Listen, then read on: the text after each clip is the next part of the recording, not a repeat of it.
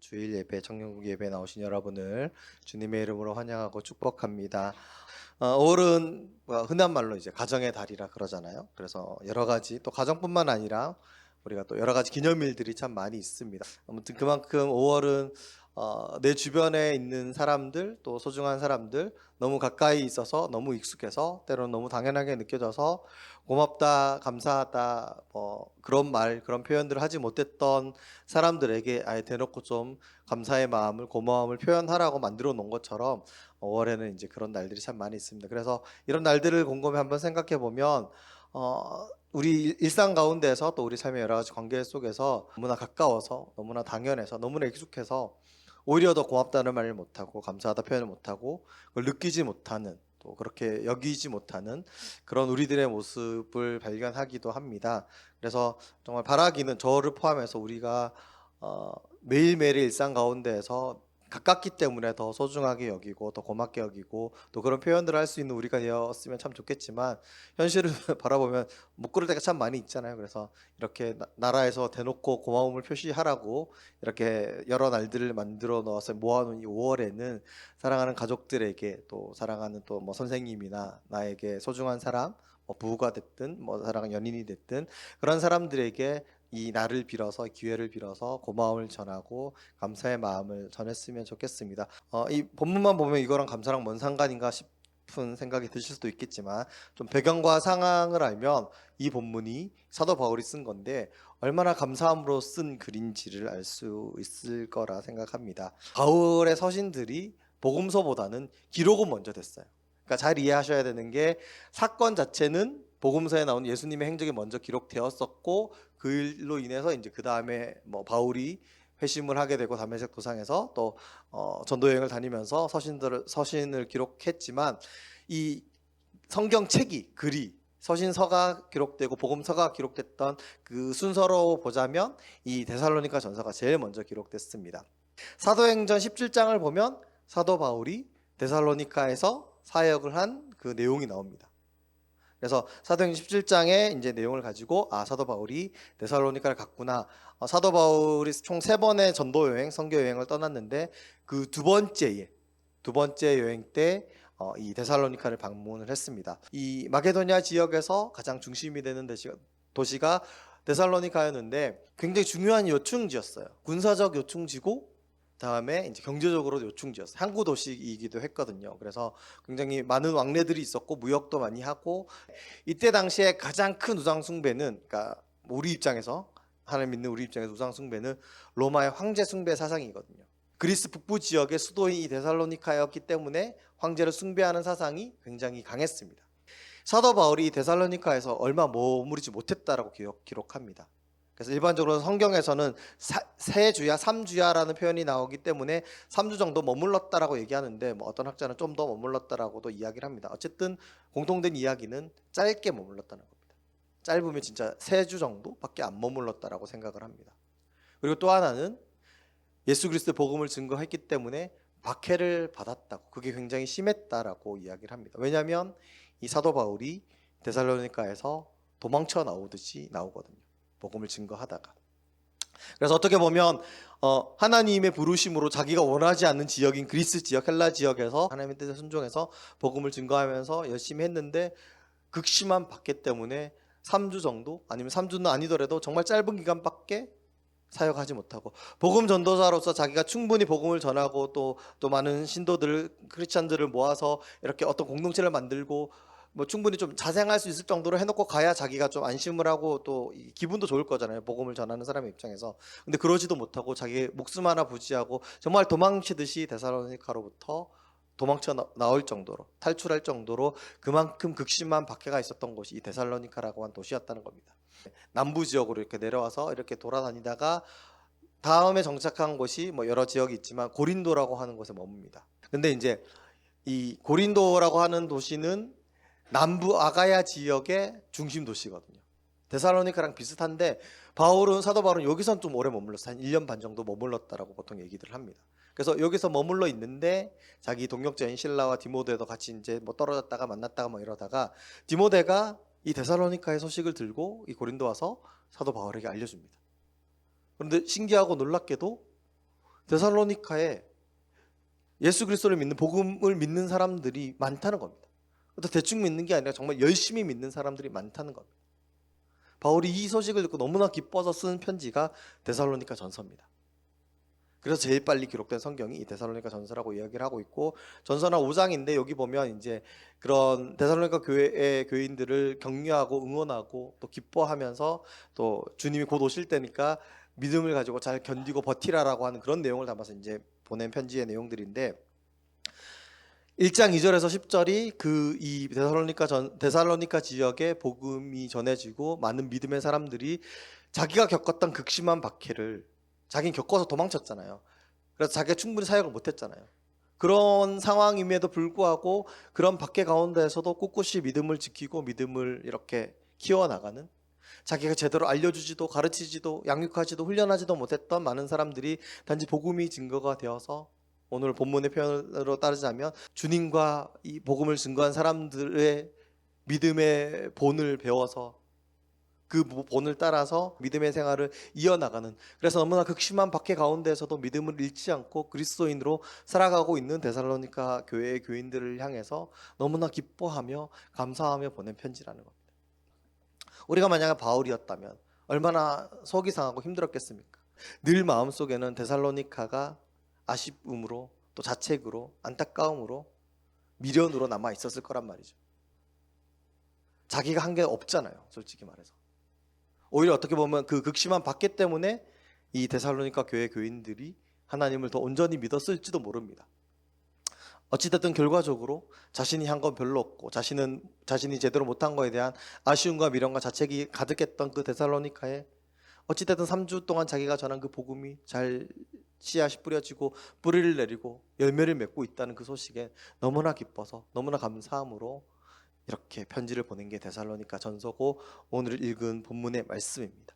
네, 어떤 환난, 어떤 핍박, 예수 그리스도를 믿는다는 그 이유로, 복음을 믿는다는 그 이유로, 그리스도인이라는 그 이유로 얼마나 어려운 일들을 겪고 있을지는 알고 있지만 성령의 기쁨으로 말씀을 받았으니까, 우리 주님과 또 복음을 전한 우리, 먼저 믿은 우리의 어떤 믿음의 본을 받은 자가 되었으니까 너희가 이 그리스 지역에, 헬라 지역에 믿음의 본으로 살아가라고. 그러니까 이 그리스 지역에 복음을 전하면서 많은 지역에 예수 그리스도 복음이 증거되고 많은 믿는 사람들이 있었지만 이 데살로니가 지역의 사람만큼 믿음 때문에 박해받고 고통받고 어려움 속에 사는 사람들이 없었던 거죠, 그 당시에. 그러니까 그 모든 사람들의 본이 된다는 거예요. 하나님의 살아계심이 증거이고 하나님의 은혜가 어떤 것인지를 보여주는 그 대표적인 도시, 대표적인 교회가 이 데살로니가 교회고 데살로니가 교회의 교인들이라는 겁니다. 여러분, 믿음의 본이 되기 위해서는 우리는 어떻게 해야 될까요? 여러분은 어떻게 하시겠습니까? 우리는 본삼일편인데 우리가 본 가지고 있는 그 중에 하나가 믿음의 본이라는 의미도 있잖아요.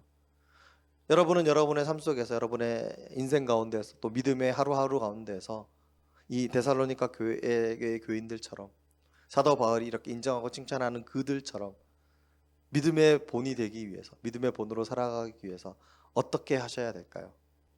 먼저는 하나님의 은혜를 깨닫는, 하나님의 은혜를 느끼는, 우리의 일상 가운데서 우리에게 주어진 것들이 당연한 게 아니고 마땅한 게 아니고 하나님이 은혜로 주신 것들인 것을 깨닫는 우리가 되었으면 좋겠습니다. 무슨 말이냐면, 우리가 누리는 많은 것들이 있잖아요. 5월이잖아요. 사랑하는 가족들, 부모님, 형제, 또 나를 아껴주는 연인일 수도 있고 부부일 수도 있고, 내 주변에 사랑하는 우리 공동체 지체들, 오늘 동기 모임하는데 동기들일 수도 있고, 우리 동산의 원들일 수도 있고, 임원이나 리더와 팀장들처럼 리더일 수도 있고, 동생일 수도 있습니다. 우리 주변에 너무나 가까이 있어서 매주 만나서 매일매일 연락해서 너무나 친해서, 나의 가족이라서, 나의 혈육이라서, 나의 친척이라서, 나의 친구라서 나를 응원해주고 격려해주고 옆에 있어주고, 이게 당연한 건가요? 그래서 하루하루 삶 속에 누리는 그 모든 것들이 어떻게 보면 다 하나하나 하나님의 은혜인데, 똑같은 삶을 살아가고 똑같은 것들을 누리고 똑같은 가족과 똑같은 관계성을 가지고 이 세상을 살아가는 많은 사람들이 있지만, 우리가 하나님을 믿는 사람이고 하나님의 은혜를 아는 사람이고 그 은혜를 경험한 사람이라면 오늘 하루 나에게 주어진 이 많은 것들이, 내 주위에 있는 많은 사람들이, 나의 가족들이 하나님의 은혜로 나에게 허락된 것임을 깨달을 수 있다는 겁니다. 어떤 사람들은 너무나 당연하게 여기고 너무나 마땅하게 여겨서 더 함부로 대하고 못되게 대하고 가벼이 여기는 경우들도 참 많이 있습니다. 하지만 우리는 하나님의 은혜를 경험한 사람이라면 내가 오늘 먹는 거, 내가 입는 거, 내가 오늘 만나는 사람들, 내가 오늘 이곳에서 예배를 드리는 거, 또 이에 모임을 가지고 교제를 하고 함께 즐거워하고 웃고 즐거워할 수 있는 거, 찬양을 할 수 있는 거, 연주를 할 수 있는 거, 예배를 드릴 수 있는 거, 우리가 여러 가지 것들을 할 수 있는 것들 자체가 하나님의 은혜임을 깨닫는 사람입니다. 우리가 우리의 삶 속에서 믿음의 본을 나타낸다는 것은 우리의 믿음을 보시고 우리를 사용하시고 우리를 통해서 하나님의 일들을 하신다고 하는 겁니다. 우리가 능력이 많으면 얼마나 많고 우리가 가진 게 많으면 얼마나 많겠습니까? 하나님이 우리에게 바라시는 게 뭐 이 세상을 구한다거나 아니면 뭐 억만금을 헌금한다거나 정말 수많은 사람들을 돕고 베풀고 목숨을 살리고 이런 것들을 바라실까요? 물론 우리가 그런 깜냥이 되고 그런 능력이 되고 그런 상황이 되면 그렇게 사용하실 수도 있겠죠. 근데 우리 모두를 그렇게 사용하시진 않을 겁니다. 우리가 매일매일의 일상 가운데서 나에게 주어진 것들의 그 의미들을 알고 그것을 주신 하나님의 은혜를 알고 또 나에게 주어진 자리들이 또 예배의 자로서 또 찬양팀으로서 또 여러 재능과 능력과 달란트로서 교회를 섬기고 예배를 섬기고 교사로 뭐 찬양대로 뿐만 아니라 나에게 주어진 하루하루를 성실함으로 잘 살아간다면 하나님 그런 우리들의 모습을 통해서 하나님의 나라를 이루어 가시고 하나님의 놀라운 일들을 행하신다는 겁니다. 우리도 우리의 믿음의 본을 보이기 위해서는 우리에게 주어진 삶 속에서 우리에게 주어진 그 삶을 믿음으로 잘 살아가야 한다는 겁니다. 거기에 더해져서 우리의 능력이나 우리의 노력이나 우리의 정성이나 우리의 시간들이 더해질 때 하나님이 그것들을 더 귀하게 여기시고 사용하시는 거지 뭐 그게 역전돼서 반대가 돼서 내가 능력이 많아서 나를 통해서 하나님이 일을 하시고 내가 뭐 가진 게 너무 많아서 나를 통해서 하나님이 일을 하시고 내가 정말 열심히 노력해서 나의 노력과 정성을 보시고 하늘이 감동하셔서 나를 통해서 하나님 일을 하시고 그렇지는 않다는 겁니다. 또 한 가지는 우리가 정말 우리에게 주어진 그 모든 것들이 하나님의 은혜임을 안다면 우리는 우리의 삶 속에 감사가 넘쳐날 것입니다. 사도 바울의 입장에서 앞서 얘기한 것처럼 자신이 실패한 사역이잖아요. 자신이 한 게 없잖아요. 데살로니가 교회의 사역은 자신이 노력했지만 결국 자신은 도망쳤습니다. 살기 위해서 도망쳤습니다. 뭐 어떤 마음인지 정확하게 우리가 다 이해할 수는 없겠지만 좋은 마음은 아니었을 겁니다. 늘 마음에 걸려 있었을 것이고 늘 아쉬웠을 것이고 시간을 되돌려서 다르게 행동했다면 다른 판단을 했다면 다른 결정을 했다면 그러니까 차라리 순교할 걸 이런 생각을 했을지도 모르겠습니다. 자기가 한 게 없으니까요. 그런데 고린도에서 데살로니가 교회의 소식을 들었을 때 정말 기뻐하고 감사했습니다. 하나님 내가 한 게 아무것도 없는데 하나님이 하셔서 나는 그냥 하나님의 말씀대로 순종해서 복음을 전한 것 외에는 내가 할 수 있는 게 없어서 고작 몇 달을 머물다가 떠났을 뿐인데 하나님이 그곳에 뿌려진 나를 통해 바울을 통해 뿌려진 이 복음의 씨앗을 통해서 하나님이 그 도시의 수많은 사람들이 핍박이 심한 그 상황과 환경 가운데에서도 복음을 믿고 믿음으로 성령의 기쁨으로 말씀을 받아서 정말 믿음의 본이 될 만한 믿음의 공동체, 믿음의 사람들이 되었다는 것에 하나님이 일하시고 하나님이 행하시고 하나님이 역사하셨다는 그 사실에 너무나 기뻐하며 감사하는 마음으로 이 편지를 썼다는 겁니다.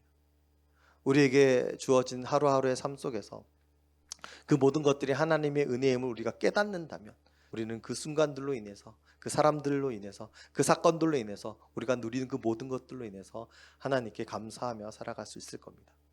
우리가 정말 그렇게 감사하며 살아갈 때 우리의 모습을 보고 하나님을 믿지 않는 사람들, 하나님을 알지 못하는 사람들, 그게 심지어 우리의 가족이나 친구라 할지라도 그런 우리의 모습을 보고 하나님의 살아계심을 발견하게 될 것이고 하나님의 역사심을 느끼게 될 것이고 하나님을 믿는다는 것이 얼마나 행복하고 얼마나 좋은 일인지를 아마 느끼게 될 것이고 내심 부러워하기를 또한 바라봅니다. 그래서 우리가 5월에 이 감사가 넘치는 고마움을 표현할 수 있는 이 달에 우리의 모습들을 한번 돌아보고 우리의 삶들을 한번 돌아보고 내가 가진 것들, 내가 누리는 것들, 내 삶에 내 주변에 있는 많은 사람들을 한번 다시 생각해 보셨으면 좋겠습니다. 그리고 그들에게 할 수 있다면 사랑을 또 감사의 마음을 나의 진심들을 표현하고 나눌 수 있었으면 좋겠고 그 모습을 통해서 우리가 하나님을 믿는 믿음의 사람으로서 믿음의 본으로 살아가는 저와 여러분이 되셨으면 좋겠습니다.